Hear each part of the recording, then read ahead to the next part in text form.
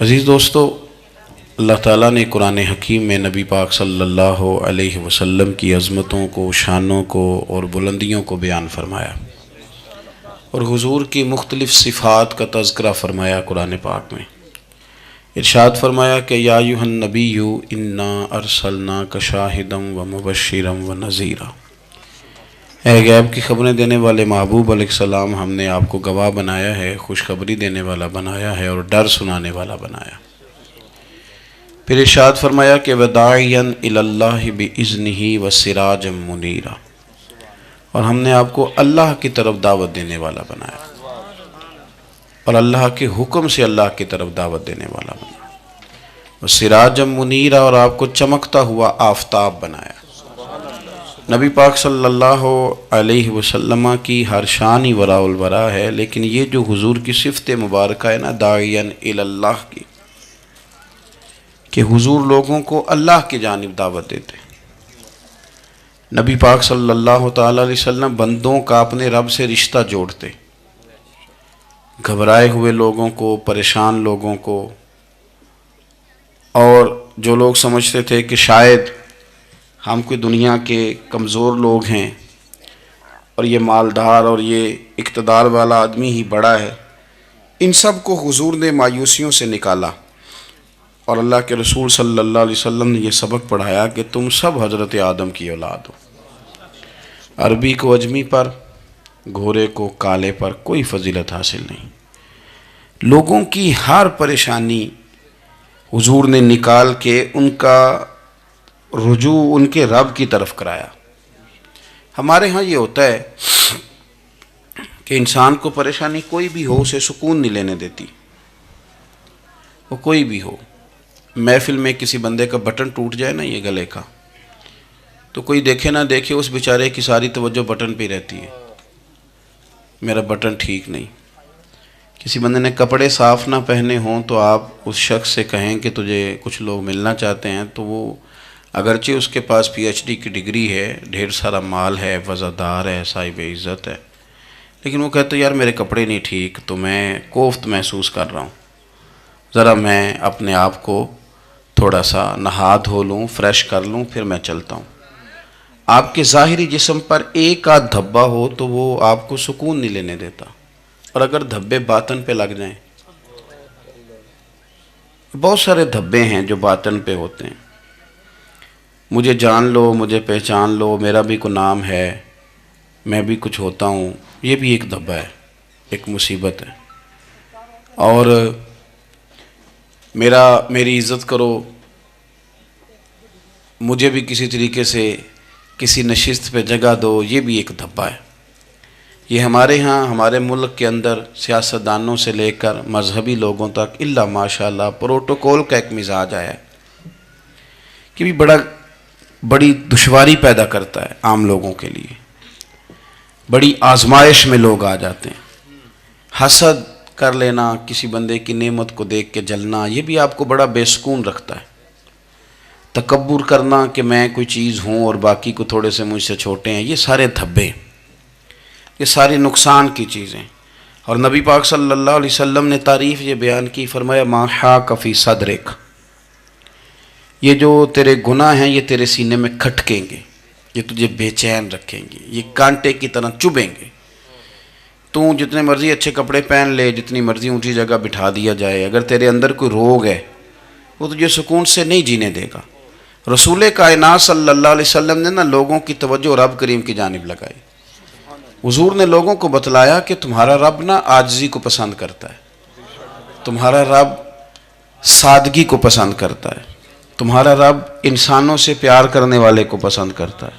حضور سید عالم صلی اللہ علیہ وسلم نے ہمیں یہ سبق پڑھایا کہ زیادہ باتیں کرنے والے کو نہیں، اللہ سچ بولنے والے کو پسند کرتا ہے۔ بہت اونچے اور لمبے چوڑے دولت والے اور مالدار آدمی کو نہیں، بلکہ جو آدمی دیانتداری سے زندگی گزارے، رب اس کو زیادہ محبوب رکھتا ہے۔ تو ہماری یہ جتنی بھی آزمائشیں ہیں، میلاد والے محبوب صلی اللہ علیہ وسلم نے نا یہ ساری ہماری دور فرما دی، ساری۔ آپ دیکھیں ہمارے ہاں ایک بیماری ہوتی ہے، وہ تکبر کی بیماری ہے، اور وہ صرف مالدار کوئی نہیں ہوتا، بلکہ حضرت سعدی شیرازی فرماتے ہیں کہ میں نے بہت سارے جھکے ہوئے لوگوں میں تکبر دیکھا ہے. جو بڑا میٹھا بولتے ہیں نا، کئی دفعہ کہتے ہیں جی کیا بات ہے جی، سبحان اللہ ماشاء اللہ، بڑا میٹھا بولتے ہیں، تو یعنی میٹھا نہیں بول رہے ہوتے، یہ آپ کو شیشے میں اتار رہے ہوتے ہیں. آپ نے کسی کی تعریف کرنی ہے تو پشت کے پیچھے کریں، وہ اصل تعریف ہے. آپ کوئی ایسا کام نہ کریں جس سے چھلکے لفظوں میں کہ میں نے کسی کو بنایا ہے. اس سے نا آپ کو خود محسوس ہوگا کہ میں حقیقت پہ زندگی نہیں گزار رہا، میں تو کوئی اداکاری کر رہا ہوں. اور جو لوگ کہتے کچھ اور ہیں کرتے کچھ اور ہیں تو وہ خود بڑے پریشان رہتے ہیں. وہ جانتے ہیں کہ یار یہ میں کہاں الجھ گیا ہوں. تو بھائی یہ جو بہت زیادہ ہمارے دلوں کے اندر چیز ہے، اور یہ ہر مقام پر بہت سارے لوگوں کو یہ چیز حاصل ہے. میں دیکھتا ہوں کہ درجہ بدرجہ ان چیزوں کا شمار ہے. کچھ کا خیال ہے کہ میری ڈگری زیادہ ہے، اور کچھ کا خیال ہے کہ مجھے عقل زیادہ ہے. کچھ کا خیال ہے کہ میری شہرت زیادہ ہے، تو کچھ کا خیال ہے کہ میری دولت زیادہ ہے. آہستہ آہستہ وہ الجھاؤ پیدا ہوتا ہے. کسی کا کچھ نہیں جاتا، وہ خود آدمی بے چین رہتا ہے. حال دیکھیں نا، یہ میری طرح کو بندہ آ جائے نا محفل میں جس کو عادت ہے اسٹیج پہ بیٹھنے کی، اچھے لوگوں کی، بزرگوں کی، سادات کی بات نہیں کرتا، تو اس کو کبھی بیچارے کو پیچھے بیٹھنا پڑ جائے نا تو وہ گردن اونچی کر کر کے نقیب محفل کو دکھاتا ہے کہ میں آ گیا، کسی طریقے مینوں بھی ساتھ لے کے. بے چین رہتا ہے. اور اگر اسے سکون حاصل ہو کہ بھئی حضور کی محفل میں بیٹھنا ہے، جہاں جگہ مل گئی وہیں پہ ٹھیک ہوں، اور وہ سکون کے ساتھ. دیکھو اس محفل کا مہمان خصوصی میں نہیں، حضرت بزرگ تو سرپرستی کاری رہے ہیں، میں نہیں. اس محفل کا تو مہمان خصوصی وہ بندہ ہے جس نے محفل سے پہلے یہاں جھاڑو دیا ہے، جس نے یہاں دریاں بچھائی ہیں، جس بیچارے کی فوٹو بھی کوئی نہیں آئی، وہ مہمان خصوصی ہے. اور اس محفل کا تو وہ مہمان خصوصی ہے جو چپ کر کے کہیں کونے میں بیٹھا ہے، اس کو کوئی دلچسپی نہیں کہ کوئی مجھے بھی جانے گا، کوئی مجھے بھی پہچانے. اسے تو اتنا پتہ ہے کہ میں اپنے پیارے حبیب کی تعریف سننے کے لیے آیا ہوں. آپ اپنے اس طرح آپ کا ذوق دوبالا رہے گا اگر آپ عاجزی کے ساتھ، انکساری کے ساتھ، رب رسول کی رضا کے لیے کسی جگہ بھی آپ اپنے آپ کو سیٹ کر لیں گے تو ماحول آپ کا ٹھیک رہے گا. ورنہ آپ الجھاؤ کا شکار ہیں، ورنہ آپ پریشان ہیں، ورنہ آپ تکلیف میں، ورنہ آپ آزمائش میں. بخاری شریف میں حدیث ہے، قاضی ایاز مالکی رحمۃ اللہ علیہ نے بڑی تفصیل سے لکھی ہے. راوی حضرت انس بن مالک ہیں. ایک بندہ بڑی دور سے آیا نبی پاک صلی اللہ علیہ وسلم کی زیارت کے لیے، بڑی دور سے. عرب کے جو سردار ہوتے تھے ان کے بڑے ناز نخرے ہوتے تھے. وہ خیر آج بھی ہیں، پروٹوکول کا ماحول آج بھی، یعنی وزیر صاحب کے آگے دو چار گاڑیاں نہ ہوں تو ان کو مزہ ہی نہیں آتا. پولیس والے آگے پیچھے بھاگیں تو حالانکہ ان کو نہیں پتا کہ جو پولیس والے آگے پیچھے بھاگ رہے ہیں نا، یہ حکومت بدلی تو گرفتار کرنے بھی انہوں نے ہی آنا ہے. لیکن وہ بڑا مزہ آتا ہے جب لوگ گاڑی کے پیچھے بھاگتے ہیں. کیا بات ہے جناب، بڑی بات. اور ہماری طبیعتوں میں پتہ نہیں کون سی، یہ پیسے پھینکنے والے دوست مجھ سے ناراض نہ ہو جائیں، لیکن میں اکثر سوچتا ہوں کہ یار یہ کس طرح کا کام ہے کہ پہلا کھلارنے پھر آپ اکٹھے کرنے. تو آپ کٹھے دے دیں جس کو دینے ہیں، ختم ہو جائے بات. یعنی وہ محفل میں نا گپ شپ ہو رہی ہوتی ہے، اکٹھے کرنا لے، پان دینا لے، کس چکر میں پڑ گئے. حضور غوث اعظم رضی اللہ تعالیٰ عنہ کی محفل میں شیخ یحییٰ نجار آیا کرتے تھے تو وہ کہتے تھے کہ ہم وہاں گنتے تھے آج کتنے بندوں نے توبہ کی، تو ہم سے گنے نہیں جاتے تھے، اتنے لوگ توبہ کرتے تھے. بزرگوں کی محفلوں میں توبہ کرنے والے گنے جاتے تھے، ہماری محفلوں میں پیسے گنے جاتے ہیں اور وہ پرچیاں دی جاتی ہیں. ایسا نہ کریں، اس سے گھٹن پیدا ہوتی. اور پھر جو نوٹوں والے ہوتے ہیں وہ فرنٹ سیٹوں پہ آ جاتے ہیں. بہت سارے غریب سوچتے ہیں کہ میرے پاس بھی اگر کرارے نوٹ ہوتے تو میں بھی آگے ہوتا. تو کم از کم یہ جو میلاد کی محفل ہیں ان میں تو سب کو ایک جیسا رہنے دے. یہاں تو امیر غریب کا فرق نہ ہو، اس کو تو مہربانی کریں. تو نبی پاک صلی اللہ علیہ وسلم کی خدمت میں وہ شخص بڑی دور سے آیا. تو عرب کے بادشاہوں کا مزاج تھا، پروٹوکول بڑا چاہتے تھے. ان کا تو یہ طریقہ تھا کہ حکمرانی کرنی ہے جیسے بھی ہو. اگر کسی غلام نے دھوپ میں بندھا رہ گیا، اونٹ اور چھاؤں میں نہیں باندھا تو درے مارتے تھے، اور اگر اس نے کھول کے باندھ دیا تو پھر بھی مارتے تھے. کہتے تھے اتنا سیانا ہو گیا تو انہیں پوچھا ہی نہیں، خود بخود ہی باندھ دیا. وہ شخص حضور کی بارگاہ میں آیا اور بہت سارے لوگوں کے پاس کیونکہ وہ جاتا تھا اپنے سربراہ کا پیغام لے کے، تو وہ کانپ رہا ہے. جب حضور کی بارگاہ میں گیا ڈر رہا ہے. اب ذرا بات کو سمجھنا، نبی پاک صلی اللہ علیہ وسلم نے اس سے فرمایا کیوں ڈرتے ہو؟ سادہ آدمی ہے، دیہاتی ہے، بدو ہے. اللہ کے رسول نے تھپکی دی. کیوں ڈرتے ہو؟ تو کہتے ہیں حضور مجھے آداب نہیں آتے اور مجھے ڈر آتا ہے، کوئی بات اگر ایسی ہو گئی آپ مدینے کی حکومت کے سربراہ ہیں تو کہیں آپ ناراض نہ ہو جائیں. حضرت انس بن مالک فرماتے ہیں بات کہاں کی تھی، پہنچ کہاں گئی. جب اس نے یہ کہا نا کہ آپ تو حکومت کے سربراہ ہیں، کہیں کوئی غلطی نہ مجھ سے ہو جائے، تو نبی پاک کی آنکھوں میں آنسو آ گئے. حضور رونے لگے اور نبی پاک صلی اللہ علیہ وسلم فرمانے لگے نہ بھائی تو کسی حکومت کے سربراہ کے پاس نہیں آیا، نہ تو اس بیٹے کے پاس آیا ہے جس کی ماں گوشت کے خشک ٹکڑے کھا کے بھی گزارا کر لیتی. میں تو ایک غریب ماں کا بیٹا ہوں.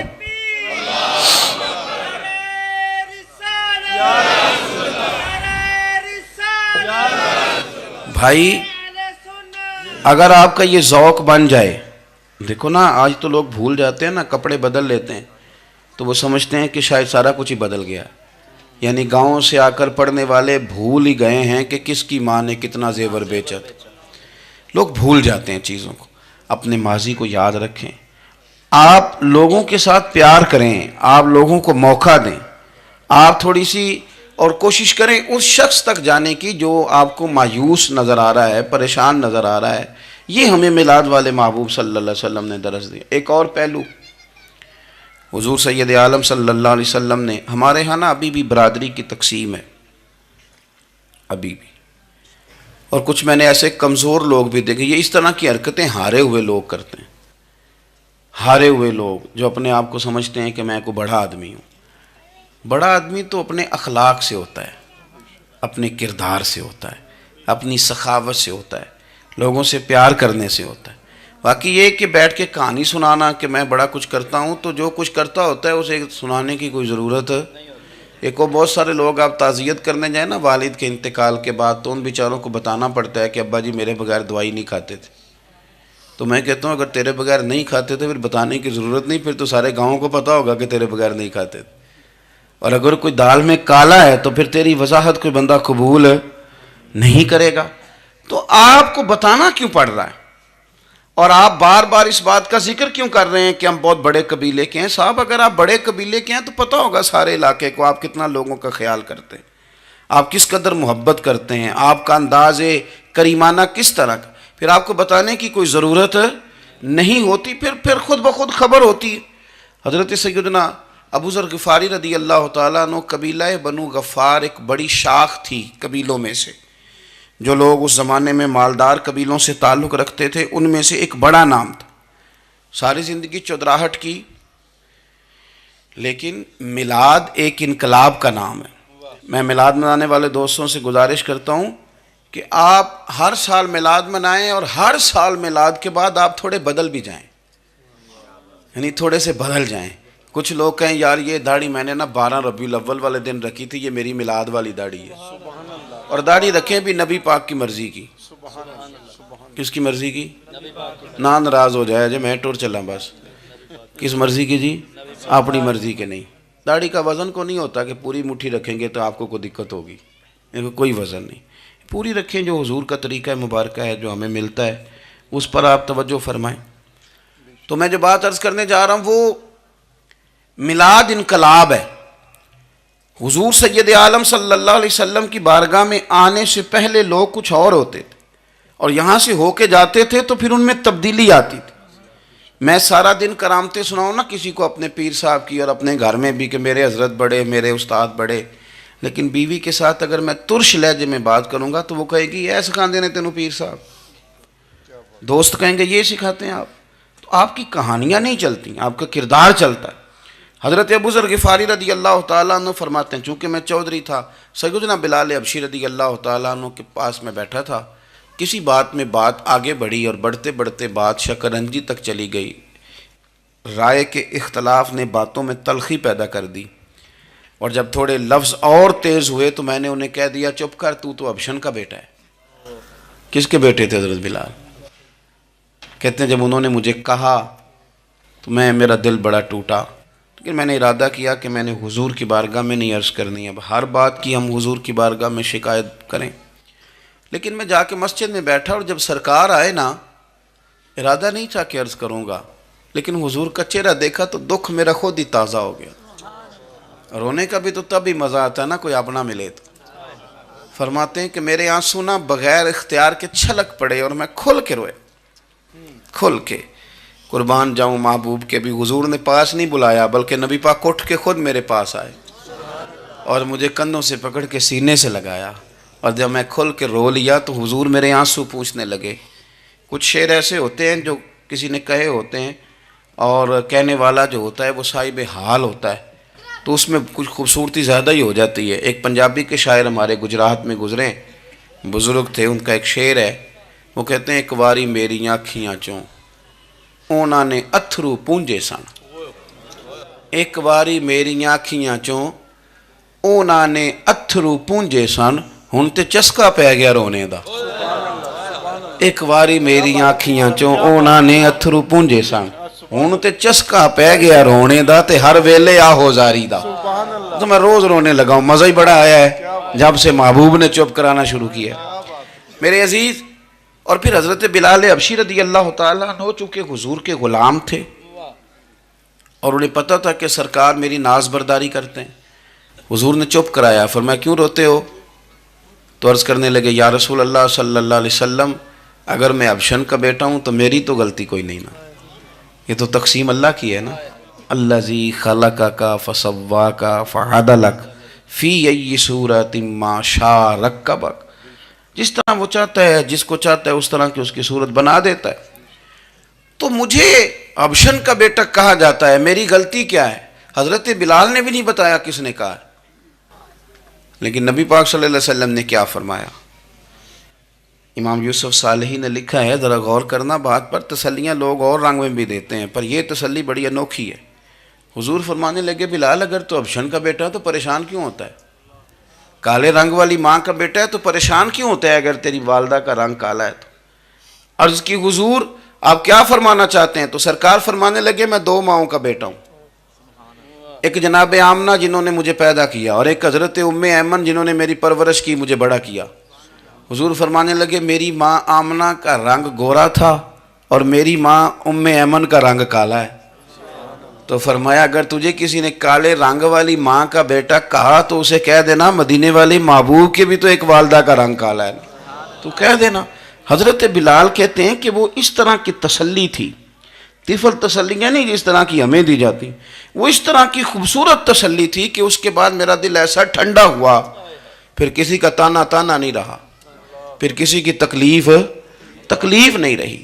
رسول پاک صلی اللہ تعالیٰ علیہ وسلم نے یہ جو آج تقسیم ہے ہمارے ہاں اونچ نیچ کی، چھوٹے بڑے کی، ذات برادری کی، حضور فرماتے ہیں میں نے پاؤں کے نیچے رکھ کے کچل دی، اب اس کا کوئی سٹیٹس نہیں رہا، اب یہ کوئی معاملہ نہیں۔ پھر میرے بھائی ایک معاملہ ہمارے اندر جو اور بڑی شدت کے ساتھ آیا ہے اور جس نے بڑا زور پکڑا ہے، وہ یہ ہے کہ ہم نا پڑھے لکھے لوگوں سے معذرت کے ساتھ، پڑھے لکھے لوگوں کا بھی ایک مسئلہ ہے، وہ دوسروں کو جاہل کہنا ضروری سمجھتے ہیں، الا ماشاء اللہ۔ میں اکثر کہتا ہوں کہ یہ تو آسان کام ہے نا، آپ نے کہہ دیا جاہل نے جی سارے پنڈ والے، یہ تو بڑا آسان کام ہے، تو جان چھڑانے والی بات ہے۔ ان پڑھ ہیں جی اس قوم دا کچھ نہیں بن سکتا، بھی تو آسان کام ہے، جان چھوٹ گئی۔ میں بھی کھڑا ہوتا ہوں نماز جنازہ کی امامت کرنے کے لیے، کبھی تو کہہ دیتا ہوں کہ جناب آج لوگوں کو نماز جنازہ کی دعا نہیں آتی، تو سوچتا ہوں کہ اگر کسی نے کھڑا کر کے پوچھ لیا کہ آپ نے کتنے لوگوں کو یاد کرائی ہے، ہم نے کبھی کہا کہ آؤ بیٹھو یاد کراؤں، تو اس کا جواب کیا ہے؟ تنقید کرنا آسان کام ہے اور تعمیر کرنا یہ مشکل مرحلہ ہے۔ عزیز دوست، ہمارے ہاں نا ان پڑھ بندے کے ساتھ اور اس بندے کے ساتھ جس کی سوچیں محدود ہیں، ہمارا رویہ اتنا تلخ ہوتا ہے۔ بھائی مزہ تو تب آتا ہے نا جب آپ کو، کچھ لوگ کہتے ہیں میں اچھے کے ساتھ اچھا ہوں، تو اچھے کے ساتھ تو ساری دنیا اچھی ہوتی ہے، آپ نے اس میں کیا کمال کیا؟ حضور سید عالم صلی اللہ علیہ وسلم نے تو فرمایا اس کے ساتھ جوڑو جو تمہارے ساتھ توڑ رہا ہے، جو سخت رویہ اختیار کرے، سخت۔ بخاری مسلم میں حدیث ہے، حضرت عمر فاروق رضی اللہ تعالیٰ عنہ، حضرت انس بن مالک فرماتے ہیں کہ حضور سید عالم صلی اللہ علیہ وسلم گزر رہے تھے اور سرخ رنگ کی نہ نجرانی دھاری دار چادر سرکار نے اوڑھ رکھی تھی، ایک بدو آ گیا، اس نے کیا کیا کہ حضور کی مقدس چادر کو پکڑ کے کھینچا، اور اس زور سے کھینچا کہ گردن مبارک پہ نشان پڑ گیا۔ زور سے دروازے پہ دستک دے دینا بھکاری، تو اسے خیرات شرات کوئی نہیں ملتی، البتہ جھٹکیاں دو چار ضرور مل جاتی۔ توڑنا ہے دروازہ، خیرات لینے آیا کہ تو قرضہ لینے آیا؟ اس نے آ کر کے زور سے چادر کو کھینچا، مقدس گردن پہ نشان پڑ گیا۔ سرکار نے رخ انور پھیرا، کہتا پتہ کیا ہے، میں غریب آدمی ہوں، کچھ مانگنے آیا ہوں۔ بھئی تو گلے میں چادر ڈال کے مانگے گا؟ لیکن یہ آپ کا کمال ہے۔ یہاں اب آپ کے علم کا، آپ کے حوصلے کا، ظرف کا پتہ چلتا ہے۔ کھینچی چادر، کچھ مانگنے آیا ہوں، اور صحیح بخاری کے لفظ یہ ہیں کہ فَالْتَفَتَ إِلَيْهِ فَضَحِكَ، جب محبوب نے اس کی طرف توجہ کی، اس کی بات سنی، اس نے گلے میں چادر ڈال کے کھینچا ہے، نشان ڈال دیا ہے، لیکن جب حضور نے توجہ کی تو فَضَحِكَ، نبی پاک نے مسکرانا شروع کر دیا۔ حضور مسکرائے، یعنی چادر ڈال کر کھینچنے والے، اور یہ چیز آپ کو بڑا کر دے گی۔ آپ یقین کریں، آپ کو کسی نے برا کہا تو آپ نے ڈبل برا کہا تو آپ تانگ ہوں گے۔ ہنڈیا جب جلتی ہے تو اس کے کندھے، ابلتی ہے تو اس کے کندھے جل جاتے ہیں۔ آپ کسی کو اینٹ کا جواب پتھر سے دے کے پریشان ہوں گے، لیکن اگر آپ نے کہہ دیا نا چل یار موج کر، ہور کر لے دو گلا، اور آپ ہنسیں، یہ بڑی پاکیزہ سزا ہے دشمن کے لیے، بڑی صاف ستھری۔ جتن جتن تے ہر کوئی کھیڑے، ہارن کھیڑ فقیرہ، جتن جتن تے سارے لوگ کر دینا کام جتنے آلہ، میں نے جیتنا ہے۔ تو درویش کہتے ہیں جتن جتن تے ہر کوئی کھیڑے، تو ہارن کھیڑ فقیرہ، اوے جتن دا مل کوڈی پیندائی، ہارن دا مل ہیرا، ہارن دا مل ہیرا۔ کبھی کبھی ارادہ کریں چل کوئی بات نہیں، کر لے یار، پھر کیا ہے۔ اور یہ کام آئے گی چیز بہت زیادہ۔ حضور صلی اللہ علیہ وسلم سے کہنے لگا کچھ مانگنے آیا ہوں، تو اب حضور نے کیا فرمایا؟ فرمایا ایک دو چار بکریاں نہیں، دو پہاڑیوں کے درمیان جو ریوڑ ہے نا بکریوں کا، اجڑ، فرمایا سارے اس کو دے دو۔ اب اس نے وہاں تو کوئی جملہ نہیں کہا، گھر چلا گیا اپنے گاؤں قبیلے، اور وہاں جا کے لوگوں سے کہنے لگا سارے ادھر بیٹھے ہو، جاؤ دوڑ جاؤ مدینے جا کے مصطفیٰ کا کلمہ پڑھو۔ کہنے لگے وہ تو اتنا دیتے ہیں کہ غربت کا ڈر بھی دور ہو جاتا ہے۔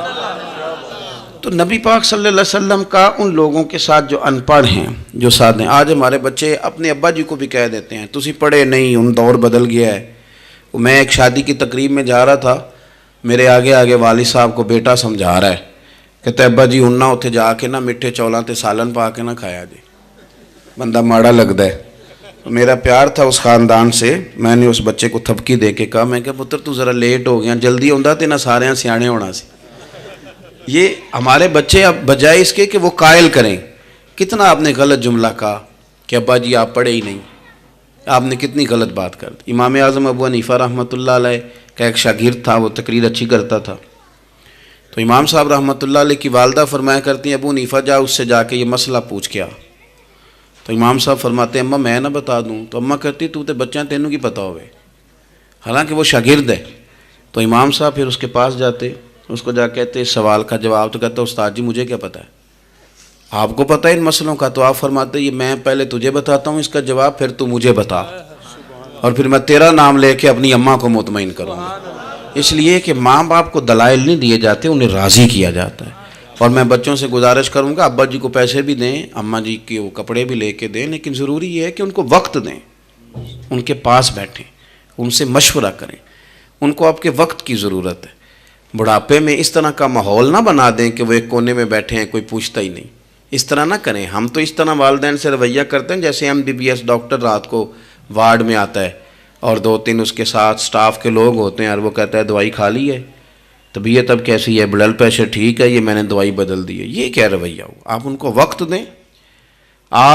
وہ جس طرح آپ چھوٹے تھے تو وہ لاڈ لڈاتے تھے، پیار کرتے تھے، آپ بھی تھوڑا قریب بیٹھیں، اور آپ دیکھیں آپ کو اللہ تعالیٰ اس کی برکت سے کتنی رحمتیں عطا فرماتے۔ تو کسی کو جاہل کہنا، ان پڑھ کہہ دینا۔ ایک حدیث اور سن لیں، بات کو ختم کرتا ہوں۔ اس کو قاضی ایاز رحمۃ اللہ علیہ نے شفا شریف میں لکھا ہے، ایک بدو حضور کی بارگاہ میں آیا اور اس نے آ کے کچھ مانگا، اللہ کے پیارے حبیب صلی اللہ علیہ وسلم کی بارگاہ میں مانگا، جہاں ایک مانگنے پر دریا بہا دیے جاتے ہیں۔ دریا بہا دیے ہیں، در بے بہا دیے. یہ در الگ ہے اور بے بہا الگ ہے. پھر یہ شعر صحیح سمجھ میں آئے گا آپ. تو حضور سید عالم صلی اللہ علیہ وسلم تو جس کو دیتے تھے پھر اس کی کئی نسلیں کھاتی تھی، ختم نہیں ہوتا تھا. اس نے بھی کچھ مانگا، حضور نے کچھ دیا، لیکن ابھی اسے آداب نہیں نہ آتے تھے. پہلے آداب سکھائیں پھر کسی کو بے ادب کہیں، لیکن بغیر آداب سکھائے لوگ لوگوں کو بے ادب کہہ دیتے. یہ انداز ٹھیک نہیں.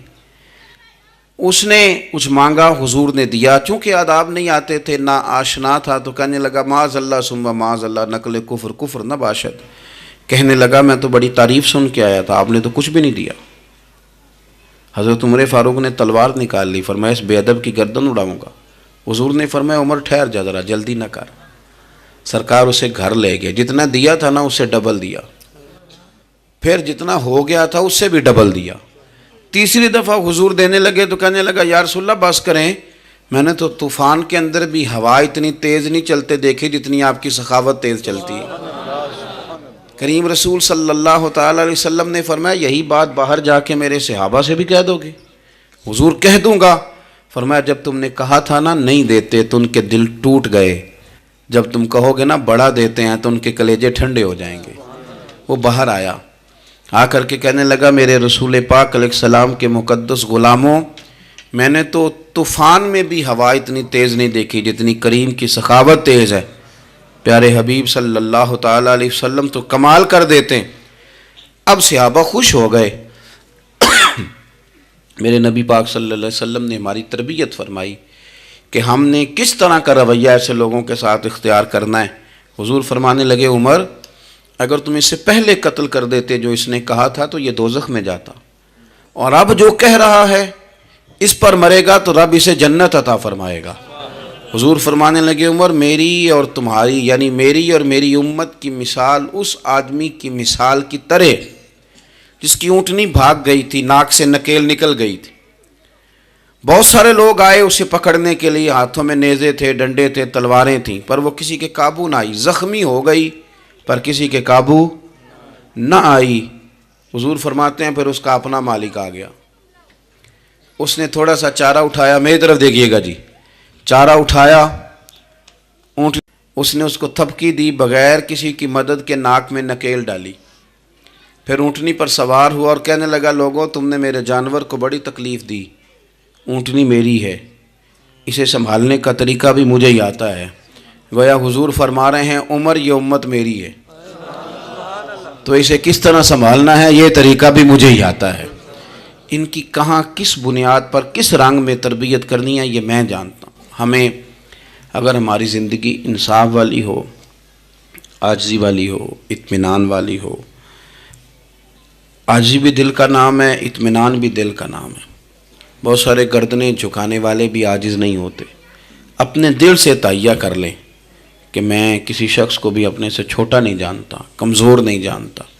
میں کسی شخص کے بارے میں بھی یہ رویہ نہیں رکھتا کہ یہ کوئی برا ہے. اگر کہیں ضرورت پڑے تو کسی کی اصلاح کریں. اگر وہ اصلاح قبول نہ کرے اور آپ کو محسوس ہو کہ یہ معاملہ آپ کے بس میں نہیں تو پھر بھی اس کے لیے دعا کریں. کسی کونے میں جا کر کے تنقید کرنے کی اجازت نہیں ہے. اپنے آپ کو سمیٹیں، سوچوں کو بکھرنے سے سمیٹیں، اچھا سوچا کریں. جو لوگ اچھا سوچتے ہیں وہ صحت مند رہتے ہیں، ان کی سوچیں تازہ رہتی ہیں. آپ ہر ایک کے بارے میں خیر کا رویہ اختیار کریں اور مثبت پہلو تلاش کریں. آپ مثبت پہلو، ہر وقت تنقید کرنا، ہر وقت تنقید کرنا. میں ایک محفل میں بیٹھا تھا، بات میری ختم ہو گئی تو ایک نعت خواں نے بڑا اچھا شعر پڑھا.